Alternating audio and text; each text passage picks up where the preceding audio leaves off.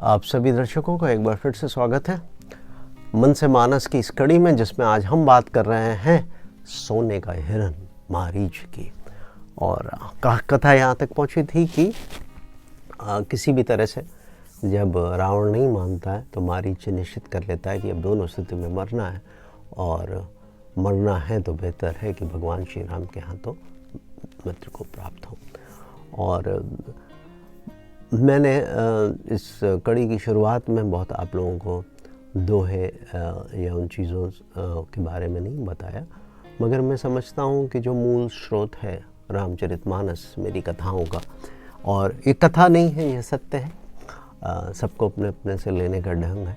और मैं इसको एक मर्यादा पुरुषोत्तम श्री राम को एक व्यक्ति विशेष के रूप में भी अगर देखें तो भी अपने आप में विश्व की सर्वोत्तम कहानी है।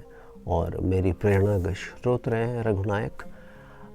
सारी दुनिया में जितना मुझे अनुभव रहा है, जितनी मैंने पढ़ाई की है, जितना अध्ययन मैंने और सभी धर्मों के ग्रंथों का और रेगुलर पढ़ाई का किया है, उसके अनुसार, उसके अनुरूप मैं समझता हूँ कि ये सर्वश्रेष्ठ पुस्तिका है। तो इस भाव के साथ, एक व्यक्ति भाव से, ईश्वर के भाव से तो आप बहुत भाग्यशाली हो। जब तक उसकी कृपा नहीं होती, बिना ईश्वर की कृपा के आप ईश्वर का भाव ला नहीं सकते। मगर अगर आप रघुनायक को एक नायक के रूप में भी देखें तो उस भाव से आप इसको करें, इसका श्रवण करें, इसको सुने, इसको गुने। तो बाबा तुलसीदास बहुत सुंदर ढंग से, जैसे कि मैंने पहली कड़ी में बोला है कि जहाँ कहीं भी छंदों का उपयोग हुआ है वहाँ गोस्वामी श्री तुलसीदास जी का कवित्व देखते ही बनता है। एक एक लाइन, एक एक PhD, एक एक अवार्ड के बराबर है कि निज परम प्रीतम देख लोचन सुफल करी सुख पाए हों, श्री सहित अनुज समेत कृपा निकेत पद मन लाही हो, निर्वाण दायक क्रोध जाकर भगत अब सही बस करी, निज पान सर संधान सो मोहि बधही सुख सागर करी। मारीच की लाइनें हैं। मारीच मन ही मन सोचता है कि अपने परम पूज्य इनके उन उत्तरों को देखकर मैं बहुत सफल होऊंगा। जानकी सहित छोटे भाई श्री लक्ष्मण और कृपा निधान श्री राम के चरणों में मैं अपना मन लगाऊंगा, और उनका क्रोध भी मोक्ष देने वाला है। निर्वाणदायक क्रोध जाकर भगति अब सही बस करी, और जिनकी भक्ति अवश्य करने वाली है, किसी के वश में नहीं आने वाली है, तो वे ही आनंद के सागर समुद्र श्री हरि अपने हाथों से बाणों से संधान करके मुझे बंद करेंगे, और इस तरह से मैं जीवन मृत्यु के इस संकट से बच जाऊंगा। और देखिए, इमेजरी, कल्पना शक्ति, भगवान गोस्वामी तुलसीदास जी भगवान श्री राम और मारीच का ये जो लुका छुपी का खेल है, उसका कितना सुंदर वर्णन करते हैं कि मम पाछे धर धावत धरे सरासन बान, फिर प्रभु बिलो की हूँ धन नमो सम आन।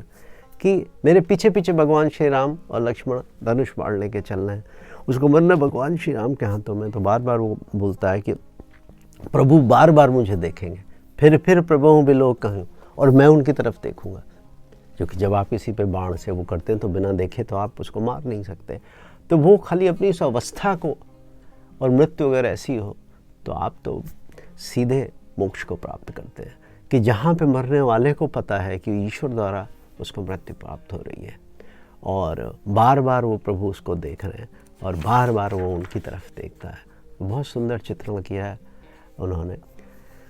और तही बन निकट दसानन गए हूँ, तब मारीच कपट भय हूँ, अति विचित्र कछु बरन न जाई, कनक देह मन रचित बनाई।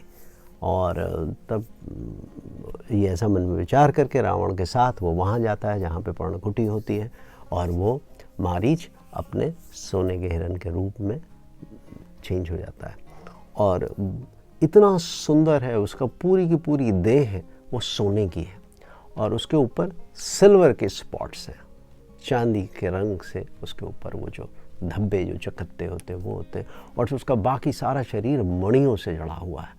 और इतने सुंदर मृग को देख के, इतने सुंदर हिरन को देख के माता सीता का दिल डोल जाता है। माता सीता दो महासाम्राज्यों की स्वामिनी है एक तरह से, क्योंकि वो मिथिला से आई हैं, राजा जनक की पुत्री हैं, तो उन्होंने बहुत वैभव देखा है। और दूसरी तरफ अयोध्या के राजकुमार श्री राम से उनकी शादी हुई है। उस समय धरती पे उन दो साम्राज्यों को मिला लें तो उससे बड़ा धरती पे कोई साम्राज्य था ही नहीं, और जहाँ जहाँ तक धरती थी सब जगह इन्हीं का शासन था।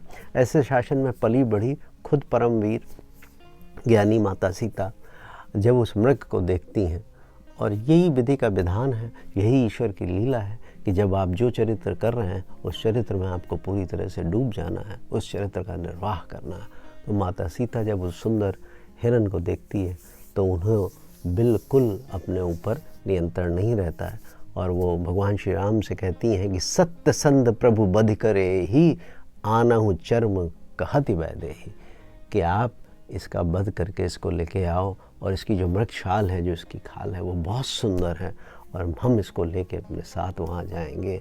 और तब रघुपति जानत सब कारण उठे हरस सुर काज संवारन।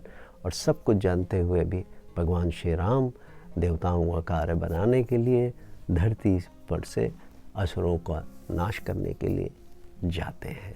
और मृग विलोक करी कटिपट कर बांध परिकर बांधा, करतल चाप रुचिर सर सांधा, प्रभु लक्ष्मण ही कहा समुझाई, फिरत विपन निश्चर बहु भाई। तो भगवान श्री राम ने अपने कमर पे फेंटा बांधा, धनुष बाण हाथ में लिया, और लक्ष्मण की तरफ देखकर बोला कि हे भाई, इस विपिन, विपिन का मतलब होता वन जंगल, कि इस विपिन में निश्चर बहुत है। निशाचर से शब्द निश्चर है, अवधी भाषा में थोड़ा सा बात को कहूँ को करिहूँ कहाऊँ कह देते हैं। तो अवधी बड़ी प्यारी भाषा है। मैं अवध से हूँ, लखनऊ उसकी राजधानी है, हम वहाँ रहे हैं, बचपन से मानस पढ़ी है, तो भाषा की वो जो मिठास है मैं महसूस कर सकता हूँ। और मैं कोशिश करता हूँ कि मेरे बोलने से, मेरे कहने से भाषा का वो लावण्य, वो लालित्य, वो मिठास, वो सुख आप तक पहुँचे। कहीं कोई त्रुटि हो जाए उसके लिए मैं पहले से क्षमा प्रार्थी हूँ। तो सीता केरी करेऊ रखवारी, भगवान श्री राम लक्ष्मण को समझा रहे हैं कि सीता केरी करेऊ रखवारी, बुद्ध विवेक बल समय विचारी, कि रखवारी कैसे करनी, कि बुद्धि विवेक बल और समय विचार करके आप उनकी रक्षा करिएगा। इन प्रभु बिलोक चला मृग भाजी, धाय राम सरासन साजी। और जैसे ही मृग ने भगवान श्री राम को देखा वो भाग चलता है, और रामचंद्र जी उसके पीछे पीछे भागते हैं। अब देखिए लीला है कि प्रभु हाथ में धनुष बाढ़ लिए हुए हैं, और निगम नेत से ध्यान न पावा, माया मृग पाछे सो धावा। जब हम सब भागते हैं, मैं यही बात कह रहा था शुरुआत में कि हम सब सोने के हिरण का पीछा कर रहे हैं, और चूँकि ईश्वर ने मनुष्य का अवतार लिया है तो मनुष्य के रूप की लीला वो कर रहे हैं, उनको सब कुछ पता है, मगर फिर भी उस सोने के हिरण के पीछे जा रहे हैं। और निगम नेति माने जिनकी वेद नेति नेत करके कहते हैं, और भगवान शिव भी जिनके ध्यान, उनका ध्यान नहीं कर पाते, माने उनको भी अप्राप्य है। ऐसे ऐसे भगवान श्री राम पीछे पीछे एक मृग के पीछे भाग रहे हैं। और मृग कैसा है कि कबहू निकट पुनि दूर पर आई, कबहू को प्रगटई कबहू छुपाई। कभी करीब आता है, कभी दूर भाग जाता है, कभी प्रकट होता है, कभी छुप जाता है। तो मृग अपना खेल कर रहा है। प्रकटत दुरत करत छल भूरी, यही विद प्रभु गए मुले दूरी। और तब तक राम कठिन सर मारा, धरन परेऊ करी घोर पुकारा। और आगे पीछे करते हुए भगवान श्री राम उसका निशाना लेते हैं, और ताक के उसके ऊपर एक सर मतलब तीर मारते हैं, और वो धरती पे गिरता है, और ज़ोर से वो पुकार करता है। और उस पुकार में भी उस मृग का लालच समझिए, उस मृग का छल समझिए, दोनों मिक्स हैं। इतना सुंदर वर्णन किया बाबा तुलसीदास जी ने कि लक्ष्मण कर प्रथमय लय नामा, पाछे सुमरस मन महु रामा। कि ऊपर से आवाज करता है, गिरता है हा लक्ष्मण, हा लक्ष्मण की आवाज करता है, और रामचंद्र जी की आवाज बना के वो आवाज करता है। और मन में किसको सुमरण करता है? मन में भगवान श्री राम का सुमरण करता है, क्योंकि वो जानता है भी उसका अंतिम समय आ गया। और प्राण तजत प्रगटस निज देहा, सुमरस राम समेत स्नेहा।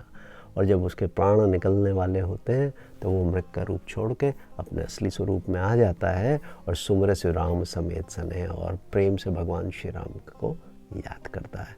अंतर प्रेम तासु पहचाना, मुन दुर्लभ गति दीन सुजाना।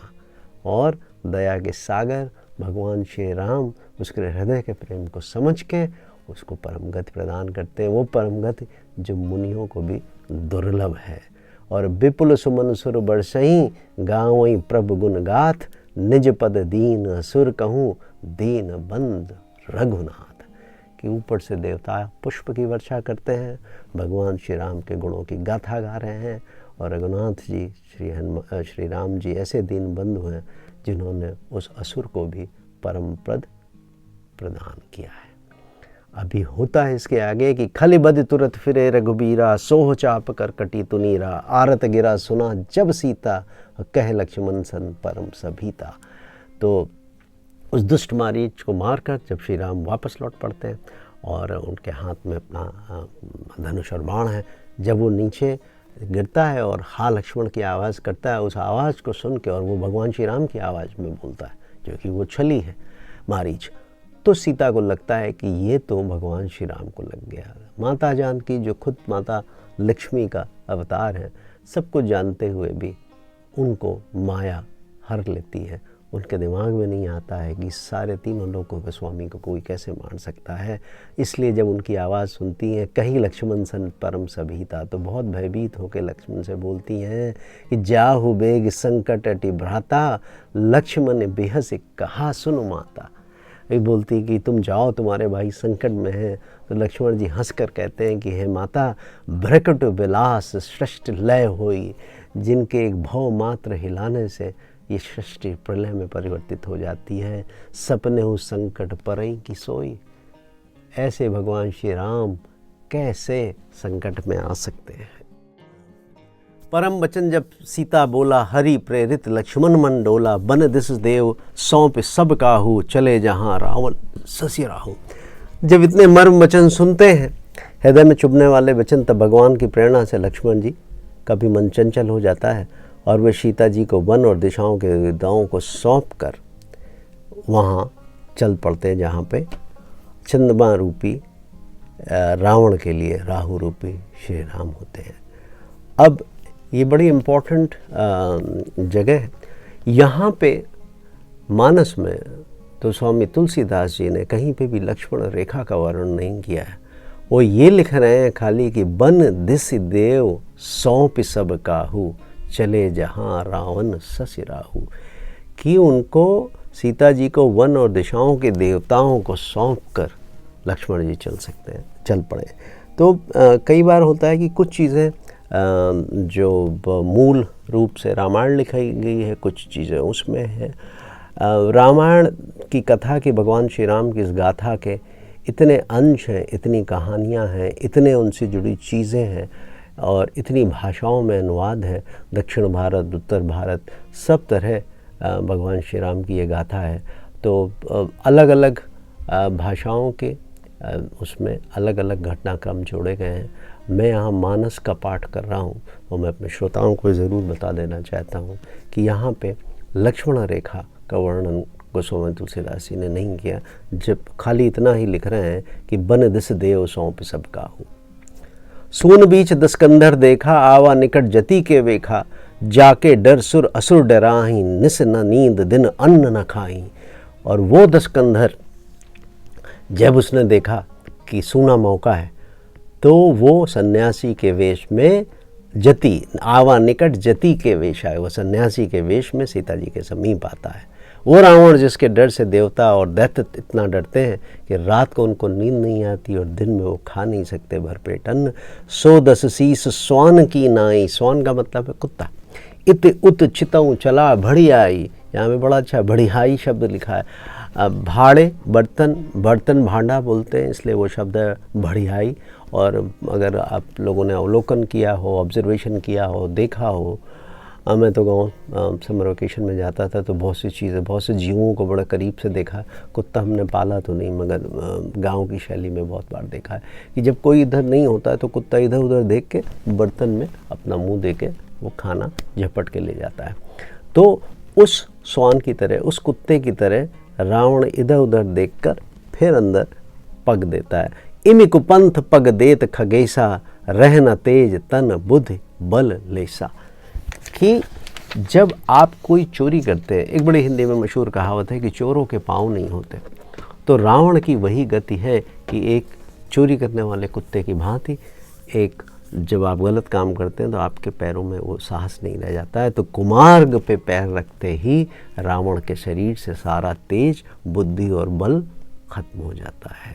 जैसे सूना पाकर कुत्ता चुपके से बर्तन भांडों में मुँह चुरा कर ले जाता है, उसे बढ़ियाई कहते हैं। इसलिए मैंने आपसे बर्तन के नाना विध करी कथा सुहाई, राजनीत भय प्रीत दिखाई, कह सीता सुन जति गोसाई, बोले बचन दुष्ट की नाई। कि रावण ने अनेक प्रकार की कहानियाँ सुनाई, सीता जी को राजनीति भय प्रेम दिखलाया। सीता जी ने कहा कि हे ब्राह्मण, हे गोसाई, सुनो तुमने तो दुष्ट की तरह वचन किए हैं। तब रावण ने जो रूप दिखावा, भई सभय तब नाम सुनावा, कह सीता धरि धीरज उगाड़ा, आई गयो प्रभु रहु खल ठाड़ा। तब रावण ने अपना असली रूप दिखाया, अपना नाम बताया, तो सीता जी भयभीत हो गई। और फिर भी उन्होंने गहरा धीरज रखकर बोला कि हे दुष्ट, तू ठहर जा, जरा प्रभु को आने तो दे।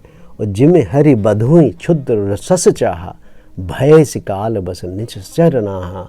और सुनत बचन दस सीस रसाना, मन महु चरण बंद सुख माना।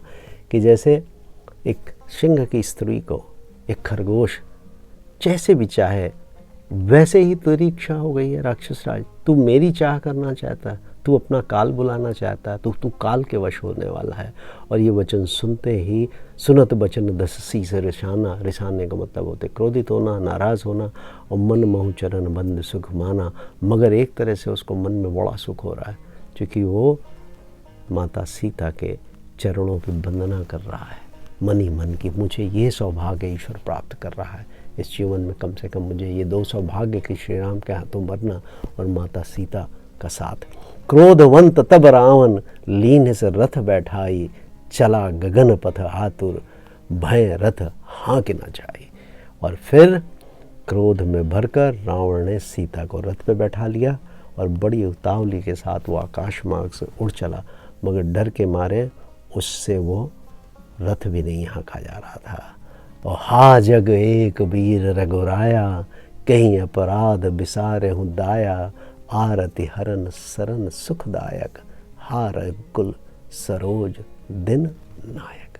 और उधर सीता जी विलाप करना शुरू कर देती हैं कि हे जगत के द्वितीय वीर श्री रघुनाथ जी, आपने किस अपराध से मुझ पर दया भूल दी। वंश रूपी कुल के सूर्य आप कहाँ हो। और इस तरह से सीता का हरण हो जाता है, मारीच की मृत्यु हो जाती है, वो मोक्ष को प्राप्त हो जाता है। और जिस क्षण रावण सीता जी को अपने रथ में बैठाकर श्रीलंका की तरफ ले चलता है, रावण की मृत्यु की शुरुआत हो जाती है। जैसे वो बोलते हैं कि बिगिनिंग ऑफ द एंड। तो मैं आप सभी श्रोताओं का बड़ा कृतज्ञ हूँ, बड़ा ऋणी हूँ, मन से मानस की सीरीज़ को इतना प्रेम देने के लिए, इतना सराहने के लिए, और आपकी ये जो हौसला अफजाई है, आप जो हमारे को अपना प्रेम निछावर कर रहे हैं, इसके लिए मैं आपको कोटि कोटि नमन करता हूँ। और एक मेरी विनम्र विनती निवेदन ये है कि आप सभी दर्शक मुझे अपनी राय से अवगत कराएं। कभी कभी भाषा हिंदी आप कुछ दर्शकों के लिए थोड़ी सी मुश्किल हो सकती है, मैं समझ सकता हूँ। मेरी कोशिश रहती है कि मैं बीच बीच में अपने शब्दों को आपको समझाने की कोशिश करूँ या उनको मैं एक्सप्लेन करने की कोशिश करूँ, बट वो कहानी के प्रवाह में, भावों के प्रवाह में कभी कभी वो बात ध्यान से उतर जाती है। तो आप ज़रूर मुझे कमेंट कर सकते हैं, मुझे अपनी राय से अवगत कराएं, और मैं कोशिश करूँगा कि अभी तो ये शुरुआत है कि मैं किसी भी तरह से आप लोगों तक पहुंचूं, और जिन दर्शकों को, जिन श्रोताओं को अगर किन्हीं शब्दों में कोई कष्ट है, उन्हें समझ में नहीं आता है, तो मैं आप लोगों को वो समझाने की कोशिश करूंगा। और एक बार फिर से अपना आभार प्रकट करता हूं आप लोगों के प्रेम और स्नेह के लिए, और शीघ्र ही आप लोगों से फिर भेंट होती। तब तक के लिए शुभ रात्रि, जय श्री राम।